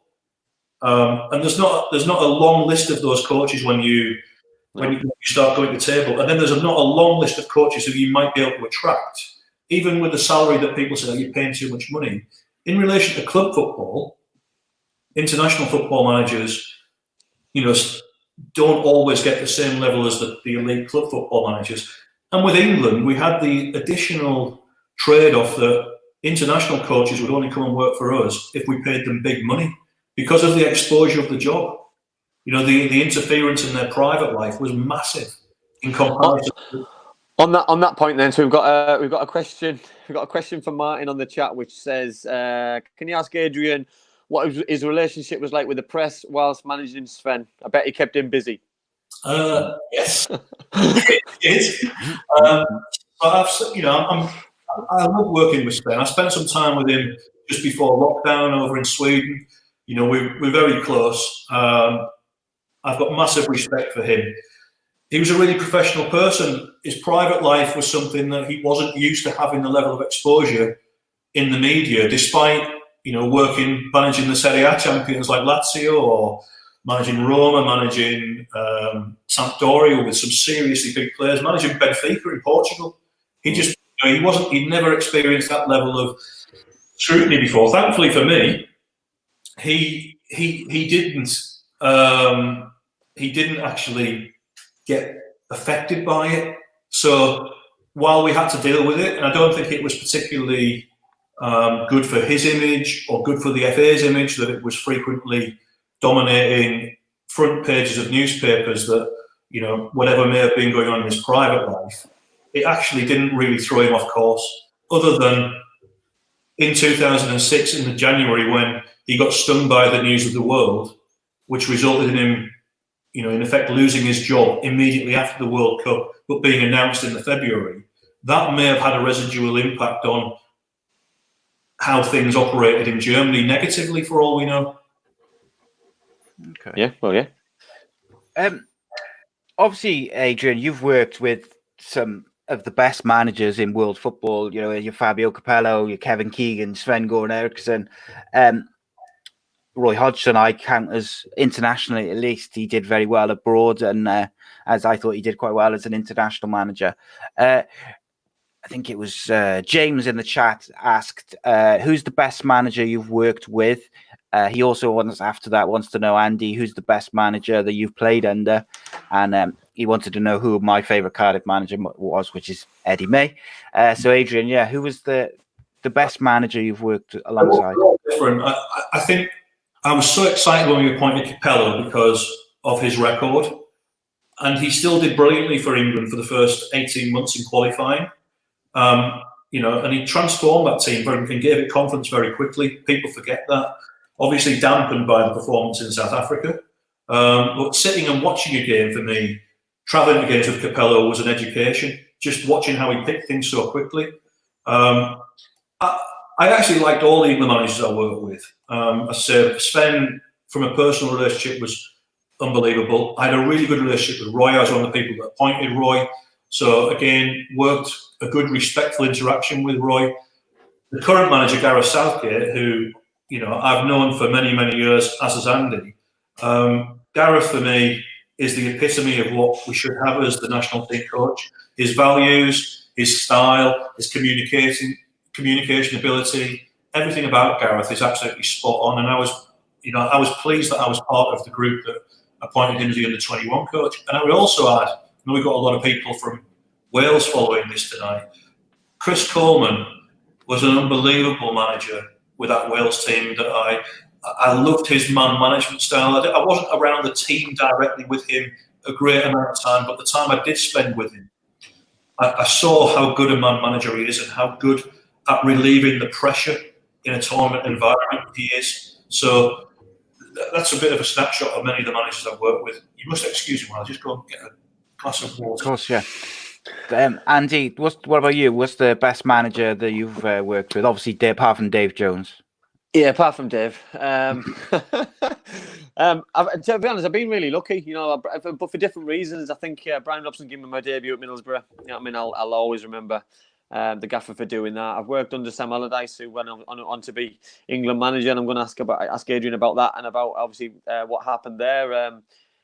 Steve Bruce, successful Premier League manager, and Chris Wilder towards the end of my career at Halifax Town. So I'd probably say those kind of managers for me had a huge impact and got the best out of me. And but Brian Robson for me, because he gave me my debut, even Lenny at Middlesbrough and Cardiff, I've total respect for and things. But when managers don't give you what you want, i.e. play you, they try to sell you or do sell you, you lose a little bit of respect, and I've been quite vocal about Dave Jones and Steve McClaren, but it's how they deal with it though, mate, as well. Of course it is, yeah. And we just spoke about it was 2008 when England didn't qualify for the World Cup, and Steve McClaren was the manager, and people say Wally with the brolly, whatever. And do you know what? I have got utmost respect for the man taking that job. And I was sat watching the game, desperate for England to qualify. And when they didn't qualify, it wasn't a case of, I'm glad they failed because you're manager. I was absolutely devastated. You know what I mean? Yes, I've got my gripes because of the way that things left at Middlesbrough with him. But at the same time, I wanted him to succeed so much. I wanted him to win the World Cup. I wanted to basically Beck, yeah. So everyone but Dave Jones. So what Cardiff managers did you play under altogether? Well, Corky was due to sign me, but then lost his job at Wigan. Got beat 4-0 the week after they beat Leeds in the FA Cup. So he lost his job, and then Lenny took over. So Lenny signed me. Dave took over, sold me. Well, no, sort of. So yeah, listen, it's football, and you know what I mean. You have your gripes, and it's if I had somebody to talk to like Adrian before I sent that tweet out about Dave Jones, then things might have been a little bit different. Yeah, of course. You just never know, do you? But you're young and you make mistakes. Yes. I've never apologised, but that's another story. So, Adrian, Andy just mentioned in passing there when he was talking about Steve McClaren, he mentioned Broadygate. And I did want to ask you about that because as a Welshman, so I've got absolutely no kind of dog in the race, if you like. I found it fascinating that, like, after this really bad result, and I think it was failure to qualify. Correct me if I'm wrong. Yeah, Croatia 3-2, I think, as well, wasn't it? Yeah. The focus was on the manager having an umbrella in the rain, and it was used as a way to ridicule him. Look, to me, it didn't make a great deal of sense, and I felt that it made the football, the team overall, or everything kind of surrounding it, the fans, the media, I felt like it made it worse in terms of how the outside would view it. How did you feel during that time? Because it must have been, obviously difficult from a football point of view anyway, but to add in that type of coverage. Yeah, it's a pretty stressful time. I mean, I would say that I actually really enjoyed working with Steve as a person. And I think the players were very much with Steve as well. It obviously didn't work out. Sometimes it doesn't work out. But the personal abuse that Steve took during the time he was the England manager was pretty disgraceful at times. He took more personal abuse than anybody else. And I knew Steve. My wife knew his wife. They travelled to Japan together to watch the World Cup. We knew his kids. And I was always in the back of my mind thinking, blimey, he's got a young family, and some of that stuff that he's getting, some of the stuff that went on earlier on when he was the England manager, because it wasn't always going great. That Steve could deal with the criticism of his football and the criticism of his managerial style. It's when it went into caricatures in, cartoons in newspapers that becomes really personally vindictive. Yeah. And for those people who are around, it's not just myself, but there's other people on the comms team or the team operations staff or, the senior figures, it can be really hard. And sometimes, we went to play a game in Barcelona against Andorra, and the atmosphere was just so poisonous going into the game with our own fans. And it really had been whipped up going into it. And I remember that game, we couldn't eat at half time. It was so intimidating. We actually ensured all of our non-playing subs didn't even come into the stand for the second half because we were scared as to what might happen. And we were sitting there ourselves pretty worried because it was so toxic. The Wally with the Brolly moment, I was in my seat high up in the gods at Wembley when I first saw Steve appear with the umbrella, and I was sat next to one of the main sports editors of one of the Red Tops and some other influential media people. And I'm texting everyone I could think of who was down that dugout area saying, get that umbrella away from him, because I knew what would come. And it showed you kind of where we were in the game at that point. In the big picture, look, he was always going to lose his job if we didn't qualify, and that's what happened. The next day, he gave an unbelievably magnanimous press conference that he set up himself, he supported him, and he spoke, and everyone shook his hands afterwards. But the following day, there was a picture of him on I think it was the front page, could have been the back page of one of the papers, of him walking out of the hotel, and there was just like the football pound on money floating around over his head or something, and it was just like there's quids in. Trust me, Steve. One thing Steve wanted more than anything was to qualify the team, and it's just. I don't think it's like that now. I think it's matured, possibly by the way that Gareth has dealt with things. But it's not pleasant for anyone who has to go through that. And we've seen situations with, the situation with Caroline Flack, probably more recently. Nobody knows the impact it has on people's private lives when you're getting that level of abuse. And that's what I said earlier, you can be at club football. Unless you are at Man United or something like that, or Liverpool, you very rarely get that level of scrutiny that you get with the England manager. So the preparation for that job is really, really important. So then moving on then, Adrian, what about Sam Allardyce then? Because obviously it didn't end in a great way for Sam. I played for Sam at Bolton, you know what I mean? So I know him. I know him pretty well. I've got full respect for him brilliant manager. You know what I mean? He always had a very good team around him. He was always one step ahead of the game. And but unfortunately, obviously, things outside of football meant that he lost his job. How did that impact on the FA? Well, I didn't. I'd gone by then. I left after. Okay. I left at the end of 2014, so I was actually working with the Welsh around that sort of time. To be fair, so I didn't. I know Sam personally, but I don't. Yeah. I don't know the whole ins and outs of that. Okay. Right. We just had a question in the live chat, just because you mentioned about Chris Coleman. So Craig says, you mentioned Craig Coleman. How good a man manager was he? But also the way the red wall of fans are so behind Wales. It always appears as if England haven't got that support. It always seems negative. Did you find that? And what could England do to get the fans, and I would add the media, on side? Well, I think they've done it. I think Gareth's approach has really turned things around dramatically. I think he's got the players on board with him. So they're all aligned inside the England camp. And that's part of the whole DNA process. It's very open. And I think the fans have, supported it that way. I think that it ebbs and flows. I mean, the tournament in Japan I mentioned, the support for the team in Japan at that World Cup was breathtaking.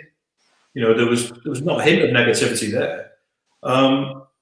Even in Brazil, when we obviously dipped out in the group stage, we played the final group game. I've gone blankly what the game was against now, in Belo Horizonte. And the players spent 15 minutes at the end where most of the England fans were congregated, applauding them. And it was, there was a equal level of support. There are moments when when it's hard, because I think, look, England, we've not won anything since 1966, and we've only won the one tournament in 1966. I'm not sitting here as someone who is Little England and saying we should be winning the World Cup all the time, we should be winning the European Championship. But there is an expectation on England. We don't lose many games. The games we tend to lose are the games that are sort of big knockout games in major finals. That's generally our record, and the odd friendly. Sven lost one qualifying game in 6 years as manager.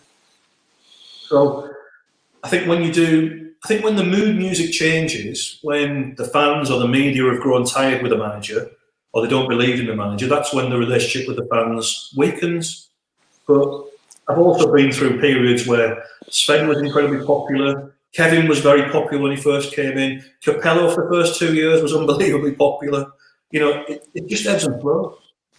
Is this the first time, though, you just spoke about the DNA? You know what I mean? That Gareth's obviously not just focusing on the full squad. He's looked at the England youth squads, and they've been very successful. They've won World Cups. You know what I mean? He's focusing down the line. He's thinking about the future, not just about tomorrow.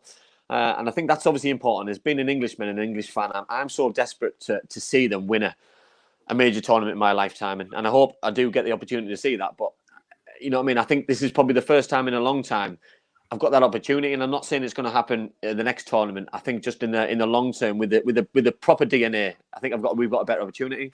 I think when you talk about DNA, I mean, when I became the managing director of the England setup, one of the first things I did was implement a monthly meeting that had the England manager, the technical director, the 21s coach, the women's coach, the head of the development teams, all around the table with the chairman, the chief executive, myself, team operations, commercial, everyone around the table. So you're discussing all issues. That then suddenly, quickly merged. Then we got Dan Ashworth in, and Dan coming in working. There was Trevor's appointment. Dan was the start of the DNA process. He brought in Matt Crocker, who's now gone back to Southampton. Gareth was already in the organisation. Then he left for a short period. Then he came back as 21s coach. And we had a guy called Dave Redding who'd worked with the RFU and worked with the Olympics, very strategic type person, and a number of others. And that built the DNA. They did a lot of talking behind the scenes with players, current and past. They talked to the media, they talked to lots of other stakeholder groups, and they formulated a plan. And the plan is the same as if you were going to a club. I look at Norwich City as a really good example. They've got a clear DNA. Brentford have got a clear DNA. And people might look at you're just talking buzzwords. DNA is your identity, and it's what are your values. What does it mean to be a player or be part of that organisation? What are you all trying to achieve? What is your purpose within that group? What is your playing style? How do we all support each other? Everything that goes with being part of an organisation that is truly established, that has a long-term sustainable plan. And it was quite clear that Spain had done that, and that resulted in their success. Look, you've got to produce good players. If you don't produce good players, you ain't going to win anything in the end, and you've got to have good coaches. But if you get all that right, and you have the good players, you've got to make sure you're then maximising out with the players you have at your disposal. And the plan is what England have been doing at the development level, and hopefully that will then transfer itself into success on the pitch. On the flip side, you look at the way Chris managed that group of players with an absolute elite star in Gareth Bale, and top players like Aaron Ramsey playing at the top of their game in a tournament, and they went damn close with a great set of players, with a great spirit. A question I'm desperate to ask though about that tournament, Adrian. You know what I mean? So I'll be brutally honest. England played Wales, didn't they, in that tournament? Yep. England won 2-1. Is that right? Is that right? England won 2-1? Don't remember, mate. I'm sure they did. But obviously Wales finished top of the group. England won 2-1.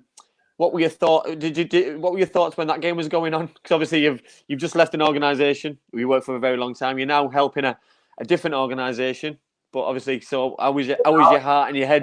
Question for who do you think I wanted to win? Basically, I just didn't want to answer. I didn't want to ask you that brutally. Who do you think I wanted to win? England. Si? I think you're a professional, Adrian, so you wanted Wales to win. Draw. I was desperate for Wales to win.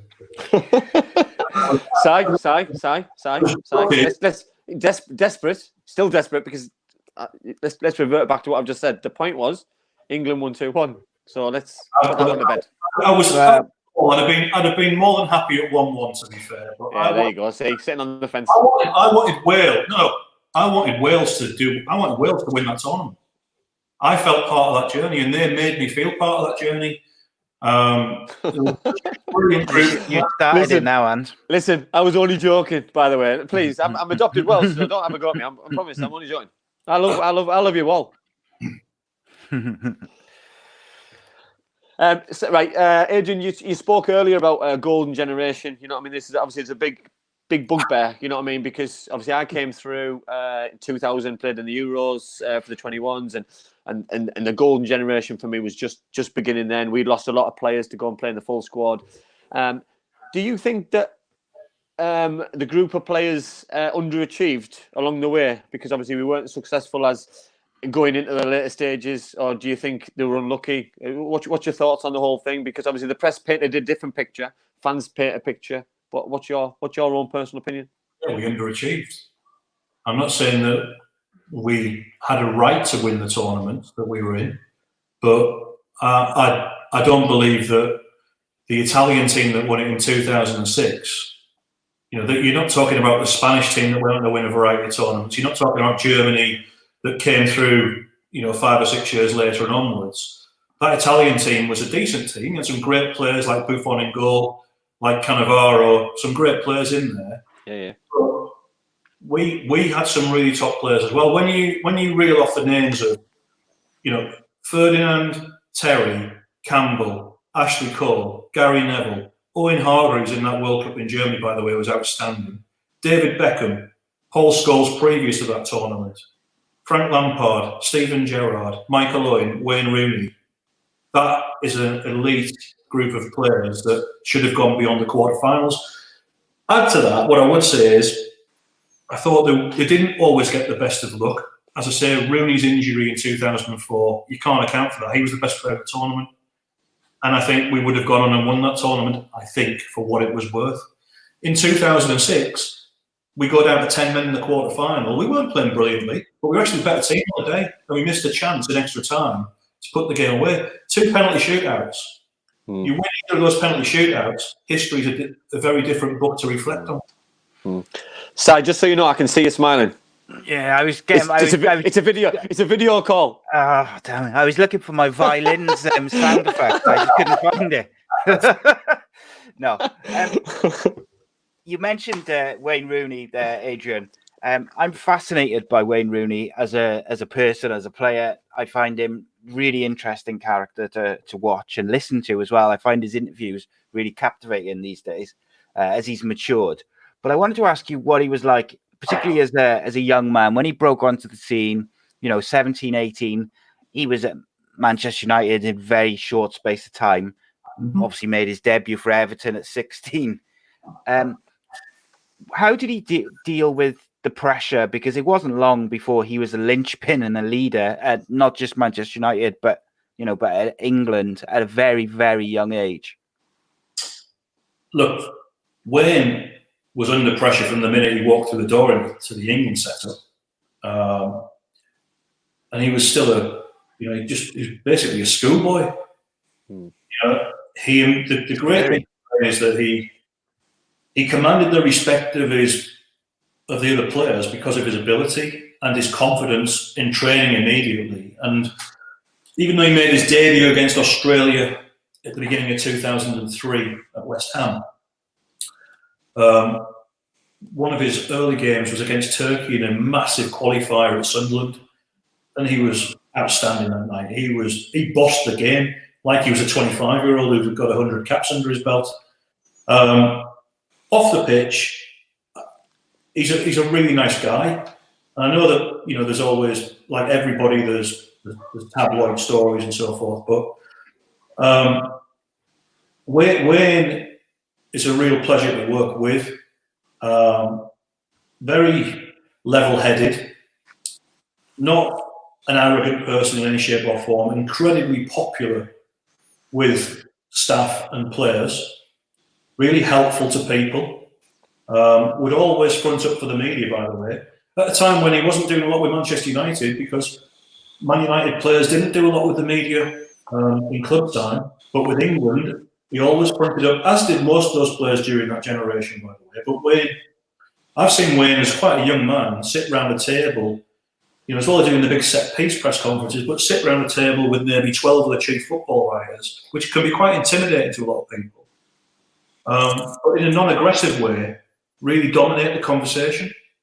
So I'm not surprised we're reading the material we're reading from him now in his Sunday Times column, because he's actually far brighter than people perhaps thought he was going to be or gave him credit for unfairly. He's a real football thinker. He always has been, and he's got a real chance of being a very good manager because he does think deeply about it, and he always has. Adrian, did you need, so obviously when players like him came through at a young age, did you need to be extra careful with exposing them to the press? Obviously with England, because like you said there, you said Man United didn't do a lot, and they've never done a lot really with interviews and stuff with players. You know what I mean? I think it happened with Beckham and the class of '92 that all those lot never really did a lot of interviews. But did you have to protect those kind of players from exposing? Yes, but I mean, it's ironic now that there's a lot of deserved praise for the England setup because they're very open. But we were working at a time where most players didn't do a lot of interviews, so the only time they did a lot of interviews was with England. Yeah. With Wayne specifically, because he was such a phenomenon when he broke through, we worked very closely with his agent, Paul Stratford. And I remember quite early on, probably only 3 or 4 games into his England career, he did his first set piece with the media, and it was very tightly managed because it had to be. But he, at that point, Wayne was, like I say, he was quite a quietly spoken, you're obviously shy. Blimey, you're nervous. I don't care what anyone says. You're nervous when you go and speak to the media for the first time in that group. So we kind of, it was probably a little bit more choreographed than you would normally do it. But I think it was important that we sort of crossed that line where he'd done his first interview, and he didn't really need, overly coaching or briefing beyond that. When, you always try with any player before they go and see the media, not to overload them with too much information. But, when you were in the 21s, if I was putting someone like Steven Gerrard or Frank Lampard up to see the media, and we probably we still had some good press coverage during those times, yeah. I would provide them the night before with the sort of questions they were likely to be asked. predicting what they'd be asked, but not telling them what to say. Then we might have 5-10 minutes before the interview where we'd go through a few things, which is what we did with the England seniors. Like, for example, in Germany, the press centre was about a 10-minute drive from the hotel. So I would sit in the car with whoever was going to the media conference, as would my colleagues with whoever else, and we'd just chat through what they might say to certain things. But the worst thing you can do is try and tell them what to say. And I've been guilty of it occasionally. You've got to let people be authentic when speaking to the media, but then your job is to make sure that you try to avoid them being, stitched up, which for all of the perception is very few and far between. One thing I'd love to know, obviously there's obviously the press are interested in Sven Goran Eriksen's life potentially, and go hounding for a story. But how did that affect Adrian Bevington? So how did that affect you in your kind of life? So you're obviously dealing with somebody else's life. Then how did that affect you in any kind of way? Well, you tend to care for the individual you're working with, and so I was quite a combative person during that period. So, I had a lot of conversations with people that generally were private with journalists where, there could be quite forthright, occasionally aggressive conversations.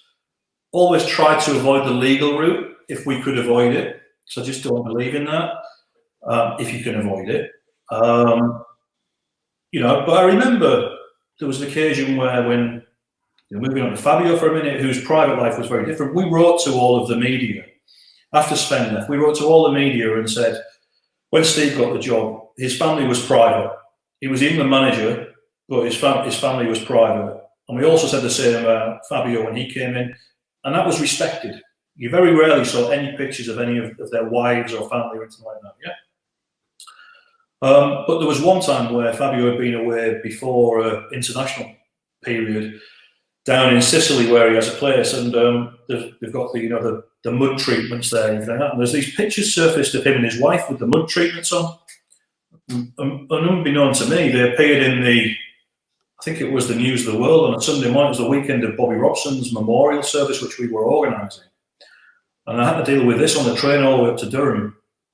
And to be fair to News of the World, they were mortified. They'd missed the circular that had gone round that advised them they couldn't use it. They did use it, not in a nasty way, but they used it, and they contributed to Bobby Robson's charity as a gesture of goodwill voluntarily because they knew they'd made a mistake. So it isn't always black and white, nasty things. And look, a lot of the things that got reported on Sven's private life may well have been accurate. Yeah. Bang on. Okay. Same as well. Adrian, just to finish this off then, there's a couple of questions in the live chat, which I don't want people to think that I've forgotten. So Gaz asked, how good was Rio Ferdinand and what was he like to work with? For me, I just think he was the best central defender in the world in his heyday. That's a personal view, and there's been a lot of them around. But I just thought in his pomp, he was an unbelievable player. I also thought with Rio as well that, he's a very knowledgeable guy, but I used to say he was kind of the glue within that squad because he played in the north, he played in the south, he seemed to be friends with all different people within the squads that he played within, and he's quite a dominant figure, but he's also got a real light sense of humour as well. Andy, you've played with him, you've been in a dressing room with him. Rio's he's Rolls Royce for me. He doesn't get any better. Doesn't get any better than him. You know what I mean? He's on and off the pitch. He's calm, collected, but confident and arrogant. And I don't mean arrogant in a bad way. You know what I mean? He pulled it off, and he knew exactly what he needed to do. And you know what I mean? I came across Rio. Rio came to Middlesbrough on trial. Ron Bourne got Rio a trial at Middlesbrough, and he played a friendly at Billingham St Thonia. And Rio came as a centre forward, so I played up front with Rio, and it was just one of those surreal things that you see him down the line as the world's most expensive centre half, but he just had that kind of ability that he could just pick things up, and he was going around the country impressing people, impressing everybody. Yeah, I think he was already nailed on that he was signing for West Ham, but I just think he wanted to go and see what the rest of the country had out on offer. You know, it wasn't a financial thing, you know what I mean? Because he already knew how good he was and how potentially good he was going to make it. Because West Ham's youth set up at the time with Joe Cole, Michael Carrick, etc., was always going to be ridiculously strong. So, you know what I mean? He's just top draw. World class.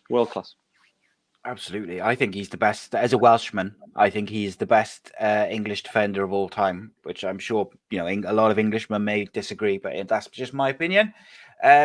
Leslie Coates asks, how do all three of us rate John Stones? He says he wouldn't play him in his championship team. So I'll just quickly start because my opinion means the least. And I will say that I'm not a massive fan. I think he's quite overrated, and he wouldn't be the first English defender that I would pick if I was had my pick of them, shall we say. What about you, Adrian? John Stones? I was really, when he first emerged, I think, correct me if I'm wrong, he went from Barnsley originally. Yeah. He was superb as a young player at Barnsley. Then he went to Everton. That's it, yeah. And I think he came to the World Cup. I think he came to Brazil with us. Certainly, he was in the Miami pre-squad from memory. He's obviously a gifted footballer. He probably hasn't played as much football over the past few years as he would have wanted to.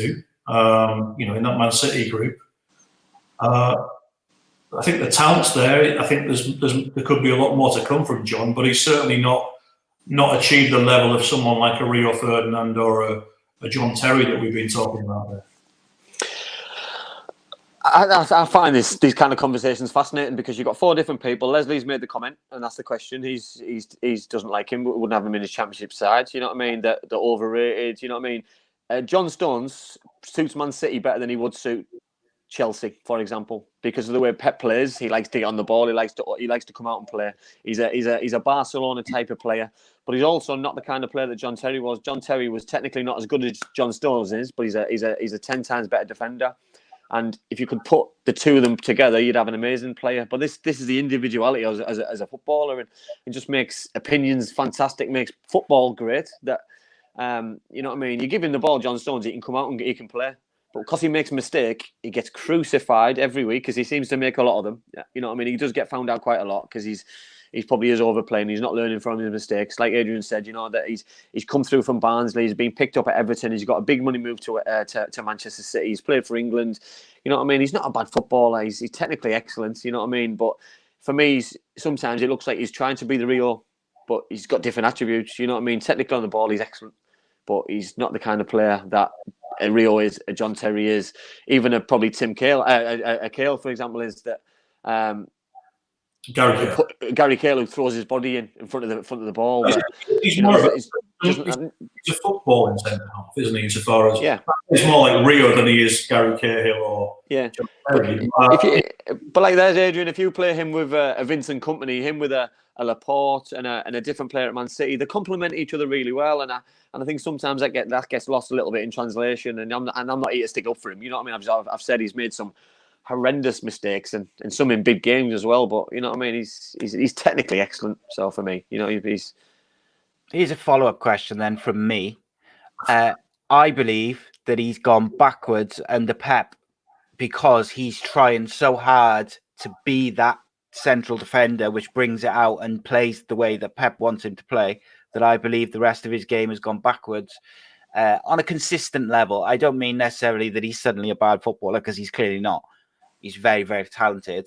But I think at Everton, he was extremely consistent, and people were comparing him to Rio Ferdinand because of his ability on the ball, but also his consistency. Well, I think you've got to go back to Andy's point there, though, Si, and I'll bow to the footballer as opposed to the non-footballer in myself, in that he's playing at such a high tempo, high risk game that Manchester City play, that I would suggest is probably a higher risk game than. Well, I mean, Everton did play high risk as well under Martinez, to be fair, but I just think that the way that City play, you know, it kind of does leave the defenders exposed at times because of the attacking style of play. So I'm not going to sit here in my position and hammer a player like John Stones.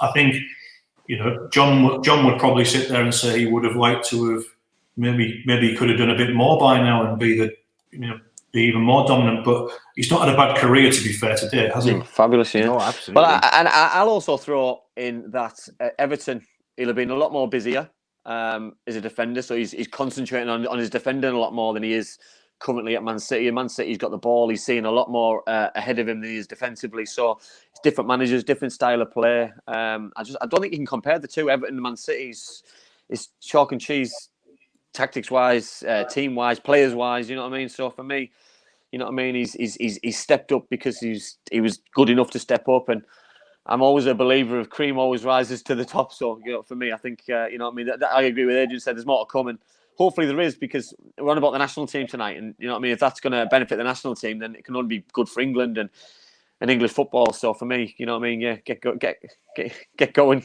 John, because we want more success for England. If that's with you in the side, then so be it. Absolutely. Okay. So I know, Andy, you've got a question for Mr. Bevington to finish us off. So I'll let you take it away. I would just like to know, Adrian, about the future, what the future holds for Adrian Bevington. You know what I mean? Because obviously I was there at the start of the journey, and I'd obviously like to know now how it's going to progress on further. Well, good question. At the moment, I'm not 100% certain. I'd like to think I'll be working in football in some capacity, whether that be in the UK or overseas in the not too distant future. But I've been in a fortunate position. I wasn't obviously predicting that COVID was going to come, but no. I spent the first part of the year having a lot of different meetings and conversations and just deciding what it is I'm going to do next, and hopefully waiting to find the right move that suits me and works, where I can feel I can be as effective as I possibly can. So I'd like to be part of something, whether it be in a federation or a club or a commercial organisation, where I'm part of a long-term strategy, and something can grow and really have success, which I'm desperate to have wherever it is I go to work. Well, I love work, I love football, so hopefully that will be around the corner at some point.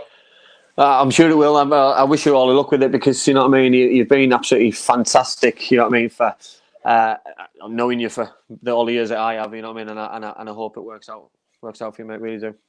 Listen, guys, a real pleasure to be on the show tonight. I've really enjoyed it, and great questions that have come in for us to answer as well from those people who are watching or listening.